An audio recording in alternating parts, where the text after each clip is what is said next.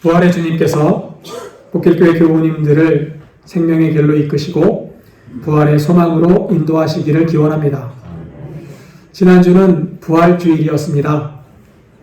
예수님께서 죽음을 이기시고 다시 살아나신 날입니다. 사람은 보통 죽음이 모든 것의 끝이라고 생각합니다. 반면에 기독교는 죽음이 끝이 아니라고 말합니다. 죽음이 지나면 부활이 있고 새로운 은혜가 시작된다고 믿기 때문입니다. 어두운 터널을 지날 때 터널의 끝에는 밝은 빛이 있는 것과 같습니다. 오늘 읽은 스바냐서의 말씀도 절망 끝에 하나님의 크신 은혜가 있음을 말해주는 본문입니다. 스바냐서는 스바냐 선지자가 쓴 책이라는 뜻입니다. 스바냐 선지자가 활동하던 시기는 요시야가 유다의 왕으로 등극하고 얼마 되지 않은 시기였습니다. 당시에는 요시야 왕의 이전 왕들, 즉 요시야의 할아버지인 므낫세와 아버지인 아몬 왕의 패역함으로 인해서 온 이스라엘이 우상 숭배와 죄악으로 가득했던 시기였습니다. 므낫세는 바알을 섬겼고 아세라 목상을 세웠고 성전 안에 이방의 제단을 세웠습니다.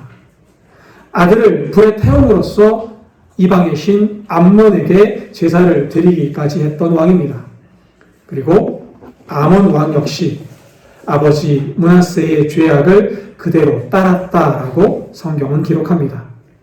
그 결과 하나님의 백성 이스라엘은 하나님을 떠났고 예루살렘은 하나님의 심판을 선고받았습니다. 열왕기하 23장 26절입니다.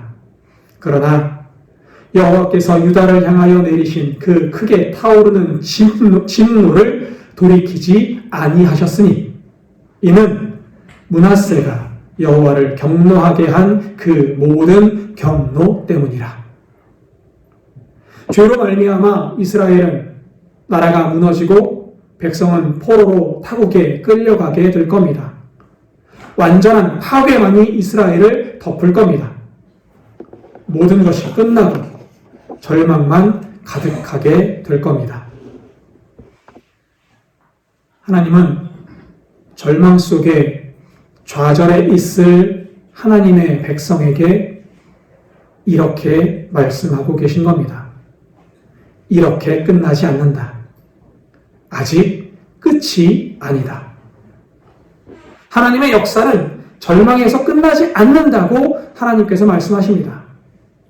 절망 뒤에는 하나님의 은혜가 다시 시작된다고 말씀하시는 겁니다.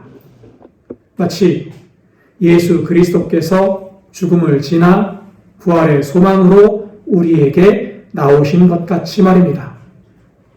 그래서 오늘 말씀 14절은 이렇게 이야기합니다. 시온에 따라 노래할지어다. 이스라엘아 기쁘게 부를지어다. 예루살렘 따라 전심으로 기뻐하며 즐거워할지어다. 선지자는 노래하라, 외쳐라, 기뻐하라, 즐거워하라 라고 이야기합니다. 누구에게 전하는 말씀입니까? 시온의 딸, 이스라엘, 예루살렘 딸에게 선포하는 명령입니다. 시온은 다윗과 하나님께서 계약을 맺은 장소를 가리킵니다. 그러니까 시온의 딸이라는 말은 하나님과 계약을 맺은 하나님의 백성이라는 뜻이에요. 하나님의 백성은 노래할지어다. 이스라엘도 하나님의 백성입니다. 하나님의 백성은 기쁘게 부를지어다. 예루살렘의 딸 역시 같은 뜻입니다. 하나님의 백성은 전심으로 기뻐하며 즐거워할지어다. 여기에서 한 가지 분명히 해야 할 말이 있습니다. 선지자는 분명 기뻐해라, 외쳐라, 노래해라, 즐거워하라 라고 말하고 있는데 지금 이스라엘은 절망과 좌절이 아직 끝나지 않았습니다. 스바냐서는 오늘 본문 앞에 1장과 2장을 통해서 이스라엘의 심판을 예언합니다. 분명 이스라엘은 심판받을 것이고 고난받을 겁니다. 우리의 인생에도 분명 고난이 있고 아픔이 있습니다. 그러나 그 심판의 끝에는 하나님의 은혜의 역사가 하나님의 백성 위에 임하게 된다라고 오늘 말씀은 우리에게 가르쳐주고 있습니다. 이제까지의 심판, 고난은 끝나고 새로운 역사, 은혜의 역사가 시작된다라는 겁니다. 여러분, 우리에게도 은혜의 역사가 예비되었습니다. 지금의 삶이 힘들고 고통스럽습니까? 지금의 삶이 눈물이 납니까? 하나님은 그 모든 것을 소망으로, 희망으로, 기쁨으로, 찬양으로 바꾸실 은혜를 준비하고 계심을 믿으시기 바랍니다. 그렇다면 본문에서 이야기하는 은혜는 무엇입니까? 15절입니다. 여호와가 내 형벌을 제거하였고 내 원수를 쫓아냈으며 이스라엘 왕 여호와가 내 가운데 계시니 내가 다시는 화를 당할까 두려워하지 아니할 것이라. 선지자는 15절을 통해 하나님의 백성 위에 내려질 하나님의 은혜를 열거하고 있습니다. 첫째, 하나님께서 하나님의 백성에게 내려질 형벌을 제거하실 겁니다. 형벌이라고 번역된 히브리어는 미슈파트라고 합니다. 재판에서 판결되어진 선고라는 뜻이에요. 재판에서 내려진 판결, 하나님께서 이스라엘의 죄를 보시고 심판을 판결하셨습니다. 그래서 이스라엘은 심판을 받을 겁니다. 그럼에도 지금 하나님은 스스로 내려진 판결을 거두어 가신다라고 말씀하고 계십니다. 하나님은 심판을 끝내시고 하나님의 백성을 회복시키신다고 말씀하시는 겁니다. 지금까지 받았던 고난과 고통을 없애시고 하나님의 나라의 열정과 하나님 나라의 영광과 평안으로 하나님의 백성을 채우시겠다는 거지요. 둘째, 하나님께서 내리실 은혜는 원수를 쫓아내신다라고 성경은 이야기합니다. 쫓아내다라고 번역된 히브리어는 파나라고 합니다. 이 단어는 여러 가지의 뜻이 있지만 그 중에 치운다라는 뜻이 있어요. 쓰레기를 치운다. 앞에 있는 장애물들을 치운다. 회방하는 모든 것들을 다 걷어낸다 라는 거지요. 하나님의 백성이 가는 길 위에 걸리적거리는 걸림돌을 하나님께서 치워버리신다는 겁니다. 하나님의 백성은 모든 걸림돌이 치워진 도로와 같은 길을 걷게 될 것이라고 하나님은 말씀하고 계신 겁니다. 이 은혜가 복길교회 교우님들에게도 임하시기를 기원합니다. 셋째, 이것이 오늘 본문이 이야기하는 은혜의 핵심입니다. 여호와가 너희 가운데 계신다. 하나님께서 우리와 함께 하십니다. 하나님이 우리 가운데 계시니 우리는 두려워할 이유가 없습니다. 하나님께서 우리의 왕이시니 하나님께서 길을 내시고 하나님께서 우리를 보호하시고 하나님께서 원수들을 막아 주실 것이기 때문입니다. 하나님께서 우리와 함께 하십니다. 지금도 함께 하시고 앞으로도 함께 하실 겁니다. 그래서 왕이신 하나님께서 하나님의 백성에게 이렇게 말씀하십니다. 16절입니다. 그날에 사람이 예루살렘에 이르기를 두려워하지 말라. 시온아 내 손을 늘어뜨리지 말라. 예루살렘은 과거에 포악한 곳이었고 죄악의 도시였습니다. 거만했기 때문에 하나님의 심판이 임했습니다. 그래서 재앙의 소식이 들릴 때마다 이스라엘은 손에 힘이 풀렸고 대적을 볼 때마다 두려움에 떨 수밖에 없었습니다. 이사야서 13장 6절과 7절은 이스라엘을 향해 이렇게 말합니다. 너희는 애곡할지어다. 여호와의 날이 가까웠으니 전능자에게서 멸망이 임할 것이미로다. 그러므로 모든 손에 힘이 풀리고 각 사람의 마음이 녹을 것이라. 이스라엘은 심판받을 겁니다. 이스라엘은 고난당할 겁니다. 라고 말하고 있는 겁니다. 그러나 지금 새로운 하나님의 백성 이스라엘 가운데 하나님께서 함께 하신다고 말씀하고 계십니다. 하나님께서 함께 하시니 이스라엘은 더 이상 두려워할 필요가 없고 손에 힘이 풀릴 일도 없습니다. 나는 무력해도 하나님은 강한 분이시기 때문입니다. 나는 부족하여도 하나님께서 나를 사랑하시기 때문입니다. 교우 여러분, 우리의 현실도 마찬가지입니다. 우리도 여전히 연약하고 우리의 상황은 여전히 어렵습니다. 문제는 여전히 우리 앞에 있지요. 그러나 이제 두려워하지 마십시오. 하나님께서 우리 가운데 우리와 함께 하십니다. 하나님께서 우리와 함께 계셔서 우리의 능력이 되시고 우리의 힘이 되실 것이니 두려워하지 마십시오. 17절은 우리 가운데 계신 하나님이 어떤 분이신지를 설명하고 있습니다. 17절입니다. 너의 하나님 여호와가 너의 가운데 계시니 그는 구원을 베푸실 전능자이시라. 그가 너로 말미암아 기쁨을 이기지 못하시며 너를 잠잠히 사랑하시며 너로 말미암아 즐거이 부르며 기뻐하시리라 하리라. 우리 가운데 계신 하나님은 구원을 베푸시는 전능자이십니다. 전능자라고 번역된 히브리어는 깁보드라고 합니다. 전쟁에 능한 용사라는 뜻이에요. 우리 가운데 계신 하나님은 전쟁에 능하신 하나님, 승리의 하나님이십니다. 어떠한 대적도 우리를 넘볼 수 없을 겁니다. 또한 우리 가운데 계신 하나님은 우리를 기뻐하시는 하나님이십니다. 그냥 기뻐하시는 것이 아니라 우리를 향한 사랑을 주체하지 못하실 정도로 우리를 기뻐하신다라고 성경은 기록하고 있습니다. 더불어 하나님은 하나님 백성의 죄를 조용히 없애 주시는 분이십니다. 우리가 죄인일 때 하나님은 우리를 찾아오시고 우리의 죄를 조용히 사해 주시고 우리를 주님의 자녀라고 불러주십니다. 하나님은 조용히 우리의 죄를 없애시고 우리를 안아주시는 분이십니다.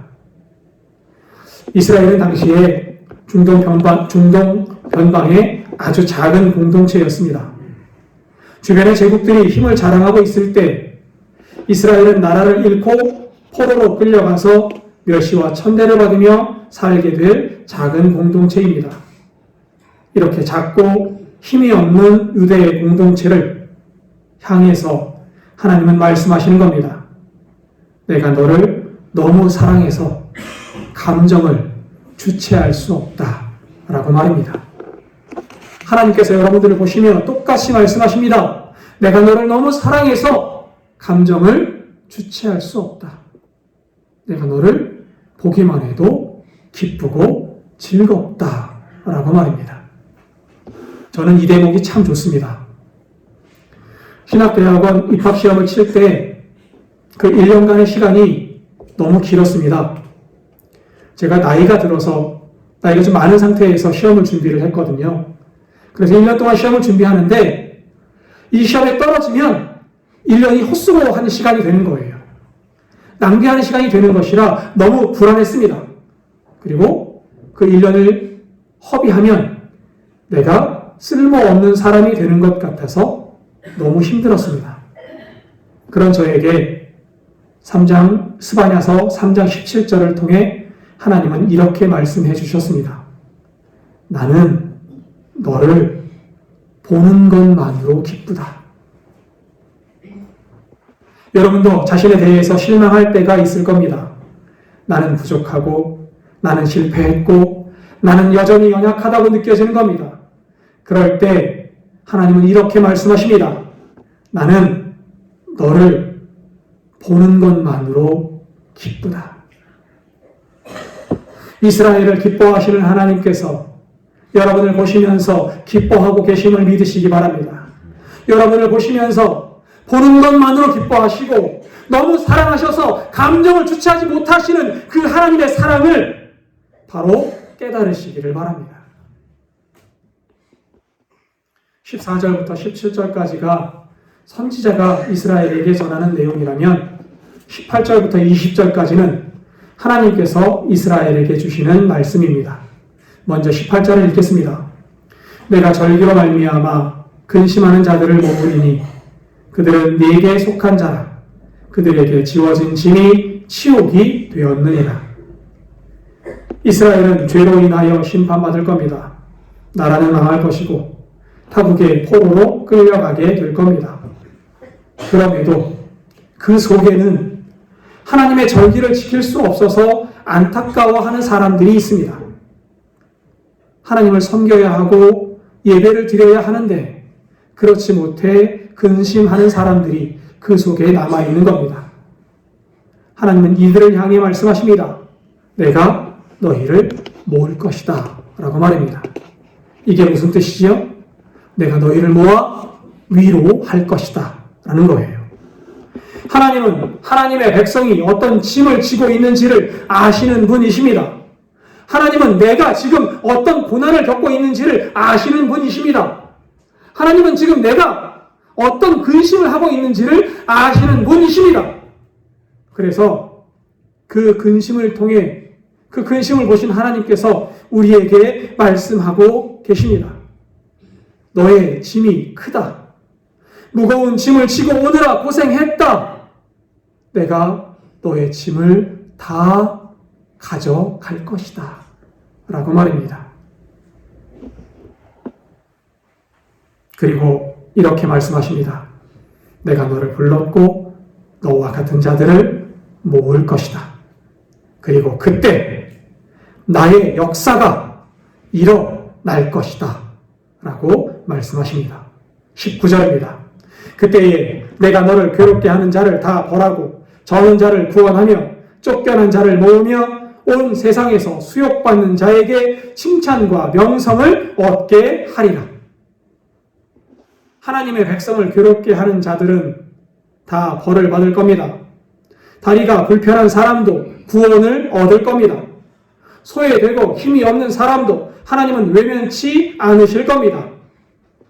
하나님은 힘이 없는 자, 약한 자, 또 세상에서 소외된 자들을 붙잡아 일으켜 세우실 겁니다.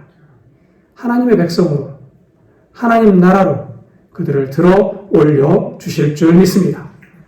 세상에서 부끄러움을 당하던 사람에게 칭찬과 명성을 얻게 하신다라고 말씀하십니다. 세상에서 가진 것이 없고 내세운 것이 없어서 앞장서지 못했지만 하나님께서는 작은 자, 소외된 자들을 칭찬하시고 명성을 얻게 하실 것이다 라는 겁니다. 그리고 20절입니다. 내가 그때에 너희를 이끌고 그때에 너희를 모을지라.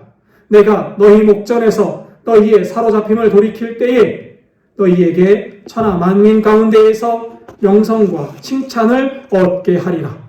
여호와의 말이니라.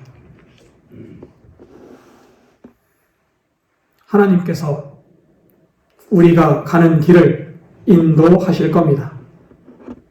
그래서 우리 눈앞에서 우리가 당했던 부끄러움, 아픔, 고난을 돌이켜 기쁨과 은혜와 소망으로 바꾸어 주실 겁니다. 여기에서 우리가 깊이 생각해 보아야 하는 것이 있습니다. 본문은 원수에게 이스라엘이 복수한다라고 말하지 않습니다. 하나님께서 하나님의 백성을 괴롭힌 이들에게 원수를 갚아 주신다라고 말씀하고 있습니다. 이스라엘은 하나님의 은혜를 기다리는 겁니다. 은혜를 기다리는 이스라엘을 위해 하나님께서 능력을 행하시고 하나님께서 권능을 행하실 겁니다. 하나님의 백성은 그 은혜를 누리게 되는 겁니다. 그리고 이 모든 일의 근간에는 단 하나의 선언이 있습니다. 하나님께서 우리 가운데 계시니. 이 문장이 모든 것을 바꾸어 놓습니다. 하나님께서 우리 가운데 계시니 두려움이 기쁨으로 바뀝니다. 하나님께서 우리 가운데 계시니 절망이 소망으로 바뀝니다. 하나님께서 우리 가운데 계시니 수치가 영광으로 변화될 겁니다. 하나님께서 우리 가운데 계시니 우리에게는 하나님의 영광이 나타날 것이고 하나님의 은혜만 드러날 겁니다. 그러므로 우리는 두려워할 필요가 없습니다. 예수님을 보십시오. 십자가를 보면서 사람들은 절망했습니다. 제자들은 도망갔고 여인들은 눈물을 흘렸습니다. 악인들은 자신들이 이겼다고 승리의 노래를 불렀습니다. 세상은 어둠에 휩싸였고 죄와 악이 승리한 것처럼 보였습니다. 절망이고 끝이었습니다. 그러나 하나님의 역사는 어둠으로 끝나지 않았습니다. 예수님의 죽음은 부활의 생명으로 바뀌었던 겁니다. 절망과 좌절은 소망으로 변화되었습니다. 눈물은 기쁨의 환호성으로 바뀌었습니다. 주님께서 죽음의 권세를 이기시고 승리하셨습니다. 그리고 부활하신 주님께서 지금도 우리 가운데 우리와 함께 하고 계십니다. 그러니 두려워하지 마십시오. 손을 늘어뜨리고 무력하게 절망하지 마십시오. 기뻐하시기를 바랍니다. 노래하시기를 바랍니다. 소망 가운데 살아가시기를 바랍니다. 하나님께서 지금 우리와 함께 하십니다. 그분은 전능자이시고 우리를 기뻐하시는 여호와 하나님이십니다. 우리를 사랑하셔서 감정을 주체하지 못하시는 그 하나님, 그 주님 바라보며 오늘도 소망 가운데 살아가시기를 진심으로 기원합니다. 기도하겠습니다.